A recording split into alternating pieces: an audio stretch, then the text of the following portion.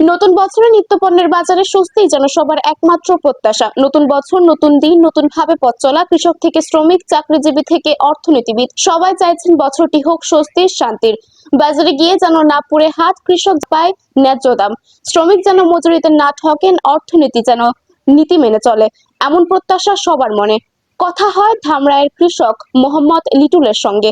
2024 সালটা কেটেছে কষ্টে, কিন্তু নতুন বছর যেন বয়ে আনে সুখের বার্তা, সেই প্রত্যাশা তার। তিনি বলেন, নতুন বছরে সার, কীটনাশক ও বিদ্যুৎ বিলের দাম কমাতে হবে, না হলে উৎপাদন খরচের সঙ্গে লাভের হিসাব মেলাতে ফের হিমশিম খেতে হবে। একই প্রত্যাশা কৃষক সিরাজুল ইসলামেরও। তিনি বলেন, উৎপাদন খরচ কমলে শাকসবজির দামও কমবে, এতে স্বস্তি ফিরবে জনমনে, না হলে গত বছরের মতোই কষ্টে জীবনযাপন করতে হবে। জীবনযাত্রার ব্যয় কমিয়ে আনায় সাধারণ মানুষের চাওয়া। যখন মূল্যস্ফীতি 11.5% ছুঁই ছুঁই, তখন পণ্যের দাম কমাতে স্বস্তি খুঁজছেন ক্রেতারা। বাকবিতণ্ডা এড়াতে দাম কমানোর পক্ষে বিক্রেতারাও। তারা বলেন, 2024 সাল বাজার লাগামহীন পরিস্থিতির মধ্য দিয়ে গেছে।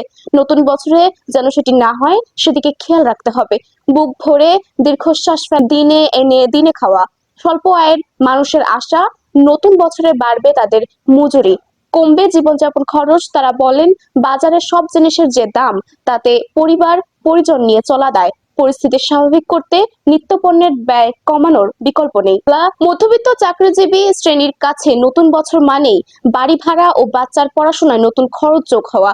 তারা বলেন, বেতন বৃদ্ধি, চাকরির নিরাপত্তা ও নিত্যপণ্যের দামে স্বস্তি নতুন বছরে বড় প্রত্যাশা। অর্থনীতিবিদদের আশা, মানুষের জীবনযাত্রার ব্যয় সহনীয় মাত্রায় রাখতে সরকার নতুন বছরে বাজার ব্যবস্থাপনায় উপর নজর দেবে। এজন্য সঠিক পরিসংখ্যানের উপর জোর দিয়েছেন। অর্থনীতিবিদ অধ্যাপক ডক্টর আবু ইউসুফ বলেন, কেউ যাতে বাজারে কোনো রকম কৃত্রিম সংকট তৈরি করতে না পারে, সেদিকে নজর রাখতে হবে। এক্ষেত্রে বাজার ব্যবস্থাপনা কমিটিকে সম্পৃক্ত করা যেতে পারে, এতে সরবরাহ ব্যবস্থা স্বাভাবিক হবে। গণঅভ্যুত্থান পরবর্তী শিক্ষার্থীদের কর্মসংস্থানের সুযোগ তৈরিতে চলতি অর্থবছরের সংশোধিত বাজেট উদ্যোগ নেওয়ার পরামর্শ দিয়েছেন অর্থনীতিবিদরা।